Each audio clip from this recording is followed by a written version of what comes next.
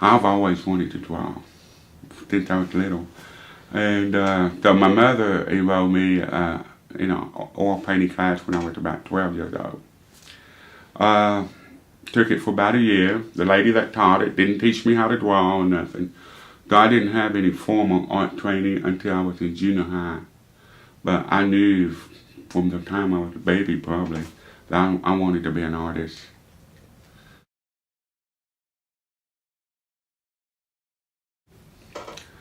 I use different techniques and style because I'm always evolving. I believe that if an artist is to grow, they need to experiment with different techniques and style. And it's more creative and fun to grow and change. I cannot see myself doing the same thing 20 years from now, what I'm doing now. And it's just, keep it from getting bored. You know, art can, I've seen too many people get burned out. They're doing the same thing, repetition. Same thing over and over and over. Never go beyond, and that is not what art is about. Art is about evolving and growing.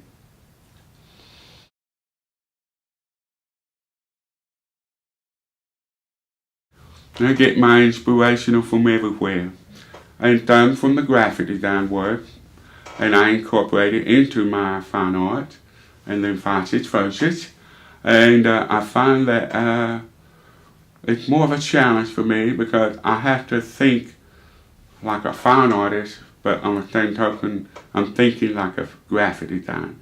So I kind of incorporate those two elements in one design.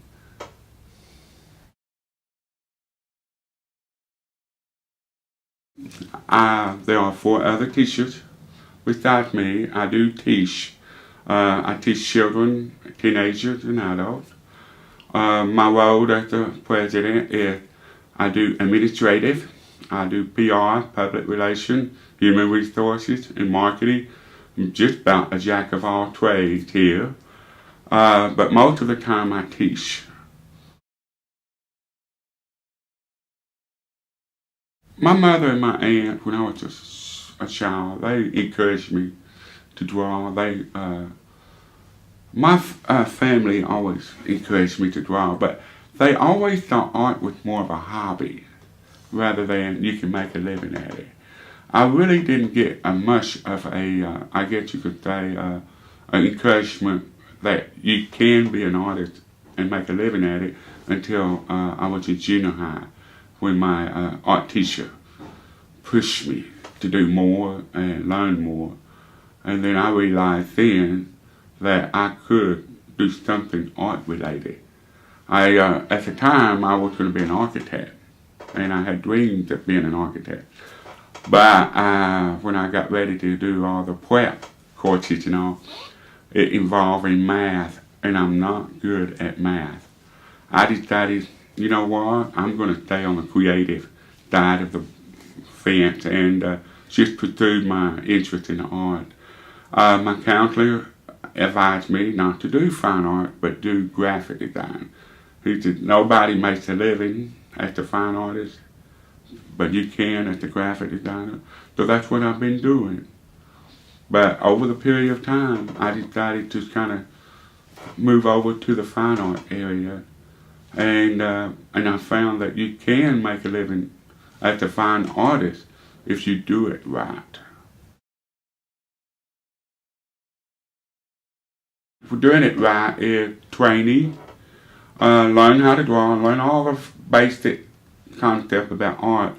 But also, you need to have someone like a counselor or a parent or friend or your art teacher to guide you in the right direction when it comes to career. Being an artist is not just being an artist. There's like medical illustrator, there's architect, there's theatrical artist, there's computer animation artist, and I have a list here at the school it's probably about 20 or 30 different careers that you can do as an artist. And fashion designer, interior design, and those are fine art too. But doing it right is to get a good teacher or someone to advise you of what you need to do to prepare yourself. And then once you decide if you want to do a fine art area, portfolio is so important. A good portfolio, and then take all the classes you can learn. Oh yeah, yeah. I love to remodel. I like to take an old building, and I guess that's part of the architect in me. I'm not sure.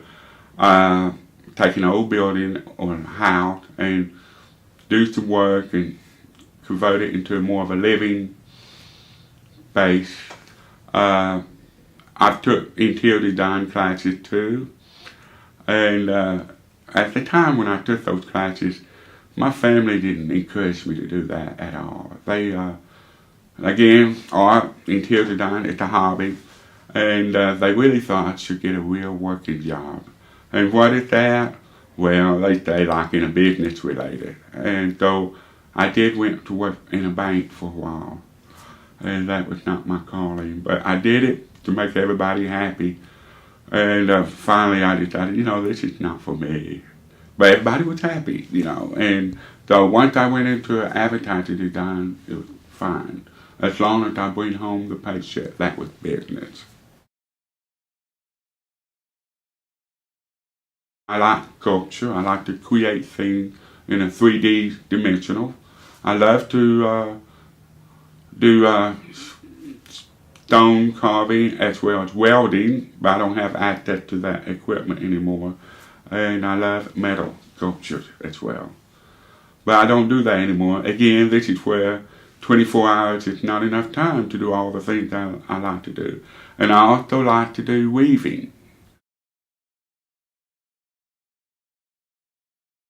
Oh man, I make a lot of mistakes when I'm creating things. But, and it gets frustrated, yes. But I take that and I learn, I reapply myself to do something different. My best are watercolors. I do a lot of watercolors. I make more mistakes in watercolor. But watercolor is not forgiving like it is oil and acrylic. So some of my best mistakes have been in watercolors. I have about 20, I think, at home that will not sell to the public. They mean something to me. But do I have favorite pieces? I think pet portraits and spiritual paintings are my favorite. Yes. I would learn more, take more art classes, listen to the constructive criticism from an artist, probably apply myself more. But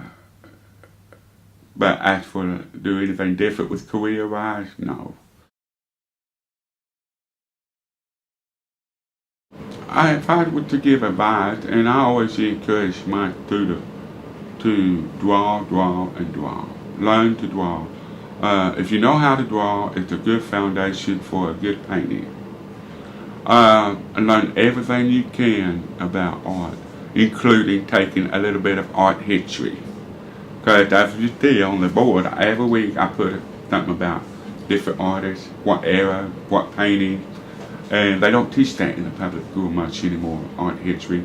And I've had students coming in here and I say, you know who Pablo Picasso is? And they go, no. How about Andy Warhol? No. I thought, okay, this is where I'm going to have to do my part and teach them a little bit about art history. Because if they look at those other artists, it can inspire them to do something for themselves. Learn to draw, it's a good foundation. And listen to what the teacher, the art teacher or the artist, they're going to be honest with how your work looks. Because if you have relatives and close friends, your work is beautiful. Nothing's wrong with it. Well, of course it is. We all know that. But they don't want to hurt your feelings. And just keep working at it. Art is a never-ending education. It never ends. You do not graduate. You do not stop. You should keep going and going and learning until the day you die. And that's what makes art fun. And look at Pablo. He still was painting. We was in the 80s and 90s. And Dolly Salvador was still painting way up there. And Grandma Moses, she didn't start painting until she was in the 80s. So who said you had to stop painting when you were 50 or 60 or 70? You should keep painting, and that's what makes it more fun and creative. And I think that's why people live longer, because they're more creative and have fun.